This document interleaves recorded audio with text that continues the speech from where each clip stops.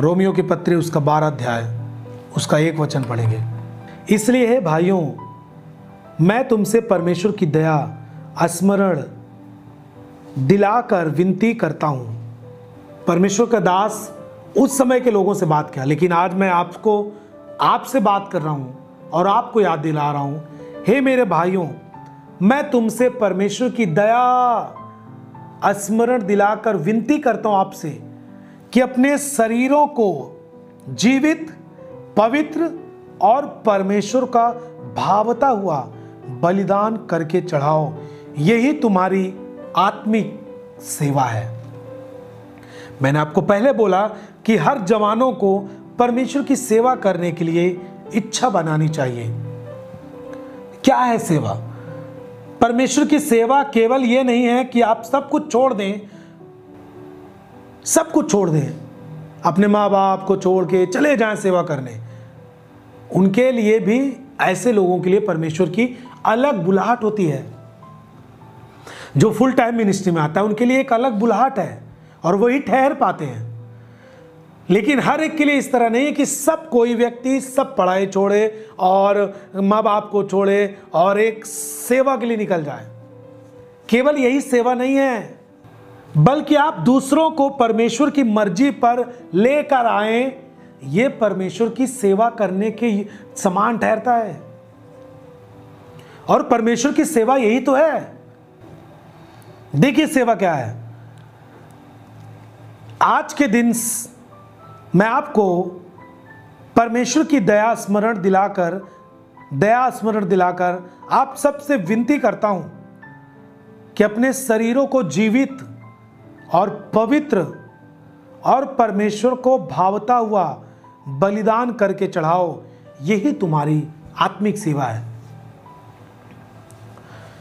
अपने जीवन को परमेश्वर के सामने पवित्र रख के समर्पित कर देना, यह आपकी सेवा है। परमेश्वर को भावता हुआ बलिदान क्या है? क्या है परमेश्वर को चाहने वाला बलिदान? वो क्या चाहता है? वो चाहता है कि आप अपने आप को जीवित और पवित्र करके चढ़ा दो। जीवित पवित्र करके चढ़ाने का मतलब है कि आप कहीं भी रहें, आपको अपना परमेश्वर याद रहना चाहिए, आपको अपनी क्वालिटी याद रहनी चाहिए, आपको अपनी पवित्रताई याद रहनी चाहिए, आपका अपना जीवन याद रहना चाहिए। आपके अंदर रहने वाला पवित्र आत्मा जो आपके अंदर रहता है, उसके बारे में आपको याद रहना चाहिए। आपका परमेश्वर जो यहोवा आपके अंदर रहता है, उसके विषय में आपको याद रहना चाहिए। क्यों? 2 पद में देखिए क्या लिखा है। इस संसार के सदृश न बनो, क्योंकि जब आप संसार के सदृश बनते हो, संसार के समान बनते हो, आप अपने परमेश्वर को भूल जाते हो। पवित्रताई पर दाग आने लगते हैं प्रिय, संसार के समान जब आप बनते हैं।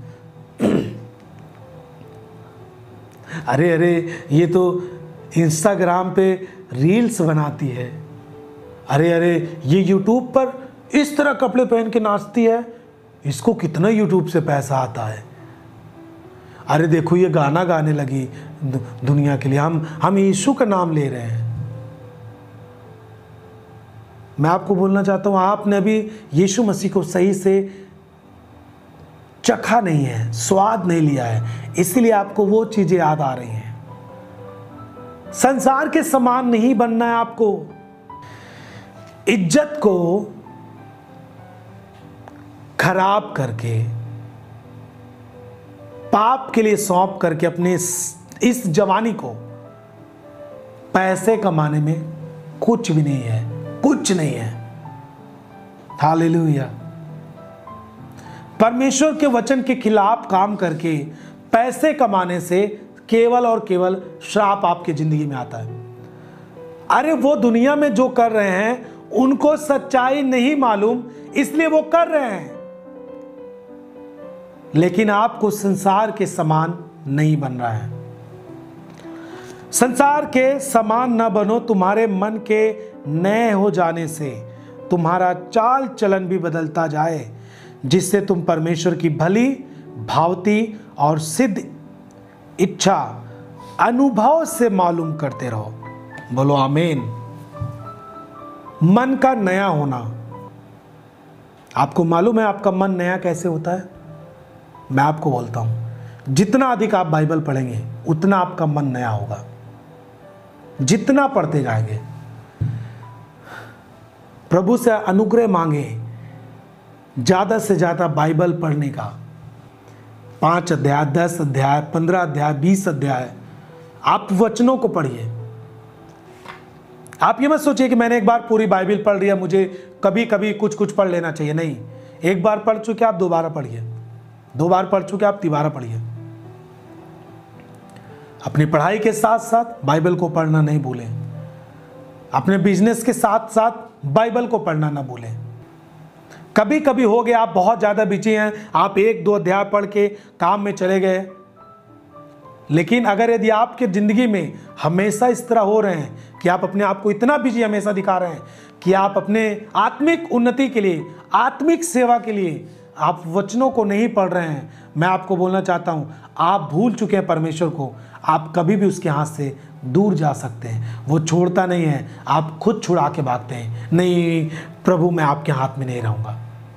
आप साबित कर देते हैं। हालेलुया। कभी कभी हो सकता है कि आप बिजी हो तो आप 1 अध्याय 2 अध्याय पढ़ के अपने काम पे चले गए, आज ज़्यादा काम था, शादी पड़ी घर में, 2-3 दिन लगातार बहुत ज़्यादा काम रहता है, फिर भी आप 1 अध्याय पढ़ें, फिर अपने काम को करें। उसके बाद फिर कार्यक्रम खत्म, फिर अपने आप डेली परमेश्वर के वचन को जिस तरह आप याद रखते हैं, जिस तरह आप मन को नया कर रहे हैं, उसी तरह आपको करना है। जितना हो सके पढ़ें नया नियम को, वचनों को ग्रहण करें। आप इसी के जरिए अपने मन को नया कर पाते हैं। आप जब मन नया होता है, आपके मन जब नए हो जाते हैं, आपको पता है बाइबल क्या कहती है? मनुष्य खाने पीने से अशुद्ध नहीं होता, परंतु मनुष्य तब अशुद्ध होता है जब उसके मन से बुरे बुरे विचार, गलत बातें जब मुख के द्वारा बाहर आती हैं, जीवन के द्वारा, उसके मन के अंदर से जीवन के द्वारा प्रकट होती हैं, तब मनुष्य को अशुद्ध करती है वो चीज़ें। क्योंकि जब भोजन आप करते हैं वो आपके पेट में जाता, पचता है, फिर वो आपके संडास के द्वारा बाहर हो जाता है। लेकिन जो आपको अशुद्ध करने वाली चीज़ें हैं वो आपके मन से, मनुष्य के मन से निकलती हैं, और वो लोगों को, वो उसके जीवन को और दूसरों को भी अशुद्ध करती हैं। इसके लिए आपको क्या करना चाहिए? बाइबल कहती है कि आपका मन के नए हो जाने से, यानी सबसे पहले तो आपको अपने मन को नया करना है। जब तक आप मन को नया नहीं करेंगे तब तक आपका चाल चलन भी नहीं बदलेगा, ये गारंटी है।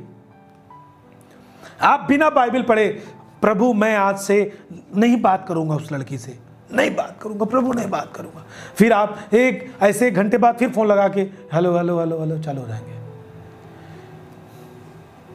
क्योंकि आप जब सुन रहे हैं कि पवित्रता में जीना है, तो फिर आप प्रयास करने लगते हैं कि किस तरह मैं पवित्र रह सकता हूं। फिर आप अपने बल से चाल चलन को बदलने की ताकत, बदलने की कोशिश करते हैं। ये पॉसिबल नहीं है आपके लिए, ये इम्पॉसिबल है। चाल चलन को यदि बदलना है तो सबसे पहले आपका मन बदलना चाहिए, मन को नया करना चाहिए, और इसको नया करने के लिए जितना हो सके वचनों को पढ़ना चाहिए। मैं तो आपको राय दूंगा कि आप इस तरह पढ़ें। जब आप मत्ती पढ़ते हैं, आप खत्म कर चुके 1-2 दिन में, 3 दिन में, फिर आप उसको पढ़ें, फिर उसको खत्म करें, फिर दूसरे जाए पुस्तक में आप इस तरह पढ़ें, तब आपका मन नया होगा। जितना ज्यादा वचनों को पढ़ेंगे उतना ज्यादा आपका मन नया होगा, फिर आपके मन से बुरी बातें कभी नहीं आएंगी। कुछ लोग बोलते भैया मेरे अंदर यही कमी है, मेरी जुबान से ही ना ये वाला गाली का शब्द निकल आता है, टाइटल हो चुका है मेरे, मतलब जुबान खुलते ही ये आता है। क्यों? इसके लिए आपको वचन पढ़ना है, परमेश्वर को याद रखना है। जितना आप पढ़ेंगे उतना आपका मन नया हो जाएगा, और फिर मन के नए होने से आपका चाल चलन भी पूरी तरीके से बदलता जाए। जब बदलेगा तो इससे आप परमेश्वर की भली और भावती और सिद्ध इच्छा, कौन सी इच्छा? परमेश्वर की भली इच्छा, भावती हुई इच्छा और सिद्ध इच्छा। यानी परमेश्वर को जो चीजें अच्छी लगती है, भली लगती हैं, वो चीजें आप अनुभव से पता करते जाएंगे। अब देखिए, जब तक आप बाइबल नहीं पढ़ेंगे तब तक आप अनुभव में नहीं जाते हैं, तब तक आप अनुभव में नहीं जाएंगे। यदि हम वचनों को ना पढ़ें, हम यदि ज़्यादा से ज़्यादा वचनों को ना पढ़ें, तो मैं जो आपको इस तरह की बातें जो आपने आपको लगता होगा कि हाँ ये चीज़ें हमने नहीं सुनी, वो भी चीज़ें आप सुन पा रहे हैं। क्यों? क्योंकि हम जितना वचन को पढ़ें उतना ज़्यादा अनुभव की बातें, खुद के जो अनुभव हैं वो सब बातें हम आपको शेयर कर पाते हैं। ये कब हुआ? जब हमने ज़्यादा से ज़्यादा वचनों को पढ़ा, नया होता गया मन, फिर नए मन के द्वारा चाल चलन बदलता गया। और जब मन आपका नया हो जाता है, चाल चलन बदलता है, तब आप परमेश्वर की भली इच्छा, भले परमेश्वर की भली इच्छा को आप किससे मालूम करते हैं? अनुभव से। परमेश्वर को भावती हुई इच्छा, क्या परमेश्वर को भा रहा है? और परमेश्वर की सिद्ध इच्छा अनुभव से मालूम करते हैं आप। परमेश्वर की सिद्ध इच्छा क्या है? वो प्रेम में सिद्ध है, वो अपने कार्य करने में सिद्ध है। भला परमेश्वर है, वो भलाई के काम करता है। उसने किस तरह मिस्रियों के गुलामी से इजरायलियों को बाहर लेके आया, इन सब भलाइयों को जो परमेश्वर कर रहा है, आप मालूम कर पाते हैं कि परमेश्वर की भलाई क्या है। आप फिर उसी तरीके से, जिस तरह का मन परमेश्वर को होता है, भली, भावती और सिद्ध, उसी इच्छा में आप अपने जीवन के द्वारा काम कर पाते हैं। क्योंकि आपको अनुभव से सब कुछ मालूम चलता रहता है कि मैं ये काम करूंगा, ये परमेश्वर की भली इच्छा में आती है। मैं ये काम करूंगा, ये परमेश्वर को भाता है। भाई, मुझे सही तरीके से कपड़े पहनना चाहिए, परमेश्वर को यही चीजें भाती है। मुझे दूसरों से प्रेम करना चाहिए, ये परमेश्वर को भाता है। सिद्ध परमेश्वर है वो। अपने कामों में वो सिद्ध है, अपने प्रेम में सिद्ध है, यहां तक कि अपने आप को वो आपके लिए और हमारे लिए उसने क्रूस पर प्रेम को सिद्ध कर दिया। ये सिद्ध इच्छा है परमेश्वर की, और उसी इच्छा को आप अपने अनुभव से मालूम करते रहते हैं। हालेलुया।